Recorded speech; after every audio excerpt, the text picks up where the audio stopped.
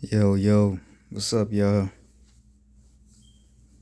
I wanted to play this video because apparently Trump is saying that next year is going to be the biggest tax refund that you've ever seen in your life. Hold on, man. I'm over here playing something on my phone. On my other phone, my bad. But yeah.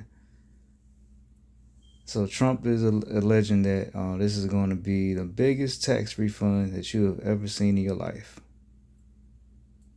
And that sounds great, right? But as we always say, it's always a catch. If it sounds too good to be true, it probably ain't.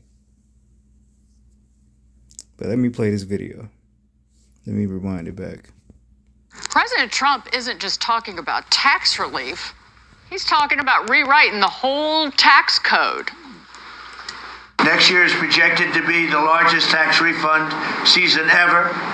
And we're going to be giving back refunds out of the tariffs because we've taken in literally trillions of Tariffs. dollars. And we're going to be giving a nice dividend to the people. The money we're taking in is so great, it's so enormous, that you're not going to have income tax to pay. Whether you get rich. You're not. It's going to be so big that you don't even got to pay income tax. Of it, or just keep it around for fun, or have it really low, much lower than it is now, but you won't be paying income tax. Welcome Wow. Interesting. to the Big Money Show. I'm Dagan McDowell, along with my co-hosts Taylor Riggs, Brian Benberg, Jackie DeAngelis, and with us for this hour, Great Hill Capital Chairman Thomas Hayes. Great to see you. Not only is the White House promising Americans a lucrative tax refund season, it says, the president, that they can expect Americans tariff dividend checks as well. But no more federal income taxes? Feels like a pipe dream. The president insists that his tariff windfall is big enough to fund the government, cut the deficit, and still put money back in the pockets of voters. Critics will argue, it's not just critics, we don't need to put it in the frame of critics. I'll argue that the math doesn't add up. This is a classic President Trump, be big, be bold, force Washington to defend a status quo that most Americans cannot stand. And with inflation expected to ease in 2026, we could be entering phase 2 of an affordability push. So while Americans dread tax season, it may soon become the most wonderful time of the year. Can you be a travel advisor without quitting your 9 to 5? Oh, Actually, yeah. yes. We're Fora, the modern travel. Brian Bremberg, to you first on this. I'm holding a big announcement in my mouth. You're not pregnant. There is something to be said. No, there is something to be said though. Why half of the country doesn't pay any income taxes? True. So why have this vast She said half the country don't pay income taxes? What? I'm going to look that up. monstrosity of forcing them to fill out paperwork? Oh, yeah. And file, and then you get a refund, and there's something that he is piecing together here, and it's not quite coming out, but Well, I sense something. I sense things too. Look, I want to just stop and celebrate the fact that in the White House you have a president saying, let's get rid of the income tax, because you would not have had that under the previous president. They wanted to double down. Actually, they wanted to make it worse by doing wealth taxes. So I like the idea of no income tax. I like better, and you've mentioned this before, because I like that idea too. The fact that we getting taxed, period, is crazy.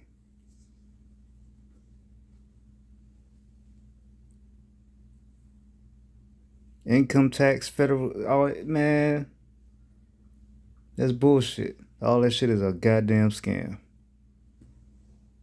tariffs are sort of this. I Abolish like all a of it. consumption tax better than an income tax, because I'd rather tax consumption than work and investment. So the president is putting out, I think, a great idea in principle.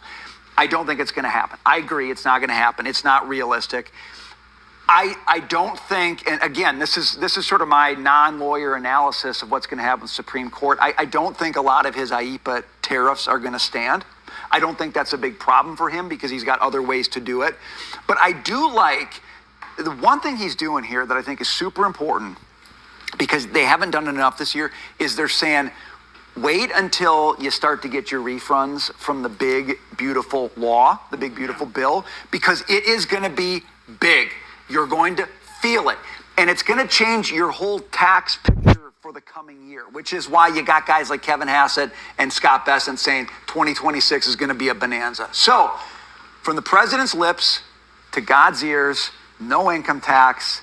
I don't know if the Lord's going to answer that prayer just now, but it's a great idea. Can I do the math here for everybody? Yes. Okay, so federal receipts. I'll hold up this handy chart. For the Department of Jack, I'm just Treasury. joking. Oh, I can see that perfectly. It's a little small for me. But the federal receipts overall were almost $5 trillion in fiscal year 2024. Of that, the individual aspect of it was 2.43 trillion. So if we're talking about tariff revenue right now of roughly 300 billion for the year, no, the math doesn't add up. But Brian, I agree with you. The sentiment is there that the president wants to do as much as he can for working Americans. And what I love about this, and we talk about it, is that it is work incentivizing. Go to work, you can make money, you can keep more of it. And that is what people want to hear. You know, we talk about handouts, we talk about entitlements. Even Joe Biden said, you know, job is your dignity. And that is important to people. I don't think most people really want to sit on the couch and take these entitlements, but they're a little bit lost and they're a little bit stuck. So what the president wants to do. Think about it. Who the fuck wants to work just to get taxed for their hard work? To keep other people's businesses afloat. Who the fuck would want that in the real world? Who wants that? First of all,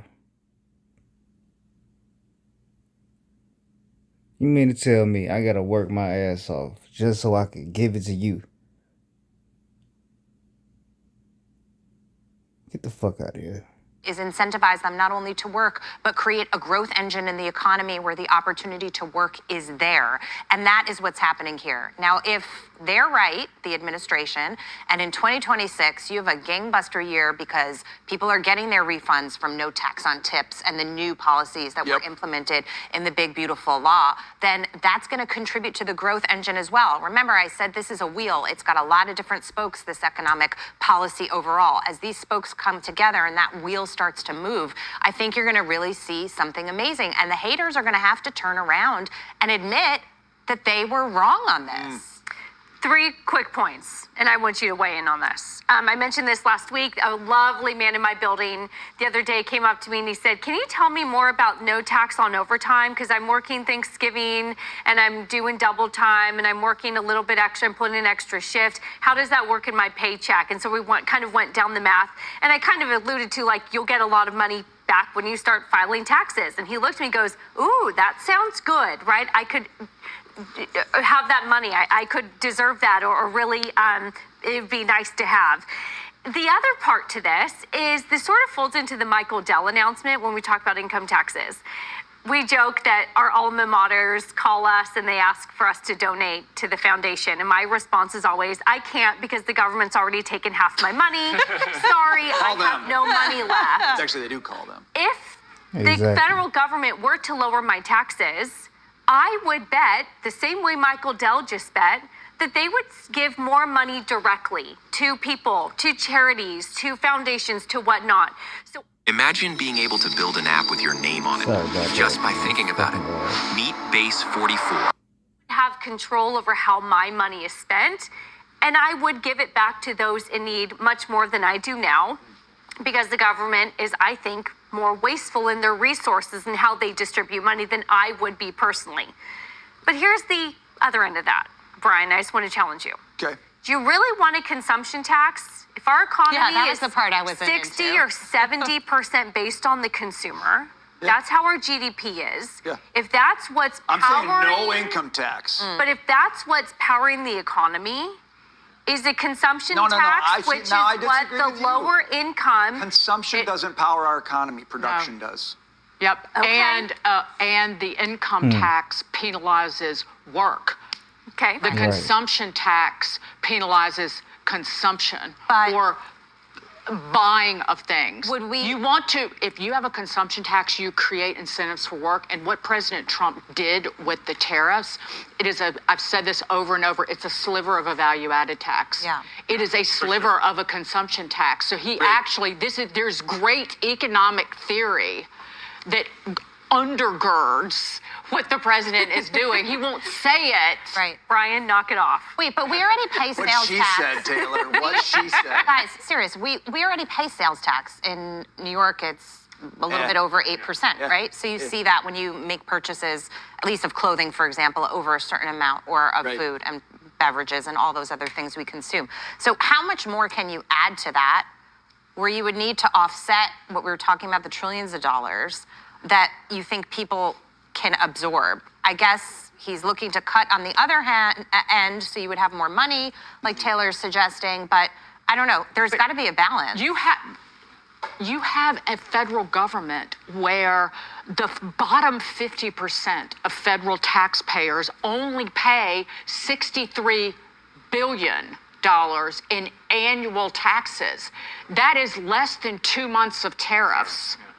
They're not paying anything.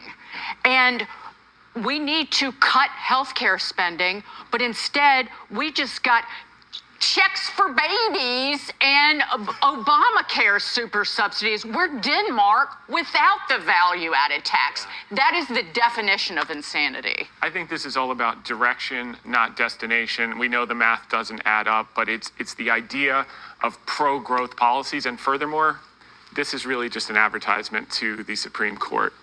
If you unwind these tariffs, I'm just going to pay it out as dividends, baby. If you keep it, I'm going to pay down debt. So we can pay down the debt one of two ways. We can have massive growth through handing out these dividend checks, in which case we're going to inflate it away. Or we can be responsible about it and keep the tariff income coming in, and we will use that money to pay down debt. Up to you, Mr. and Mrs. Supreme Court. That's the way it's going to be.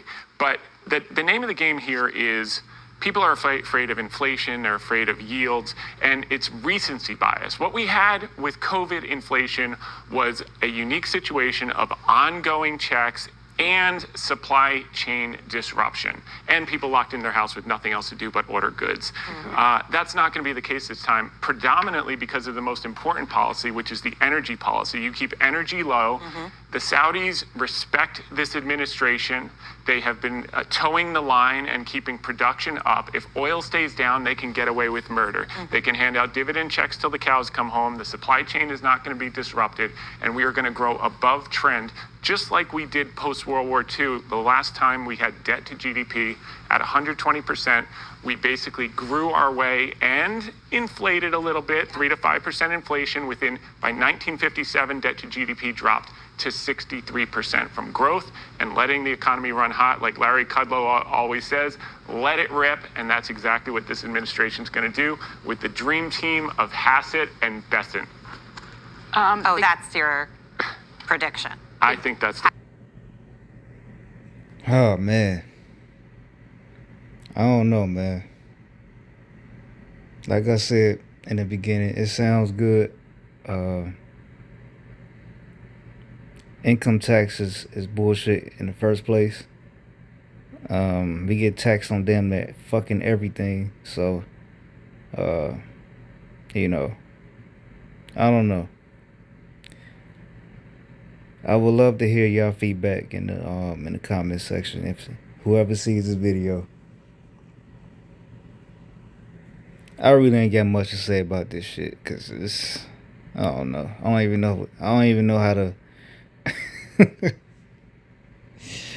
It's like I don't even know how to even approach this. Besides saying taxes are bullshit in the first place. But anyway, I'm gonna end this video, man. I got another one coming soon too, so stay tuned for that. All right, peace.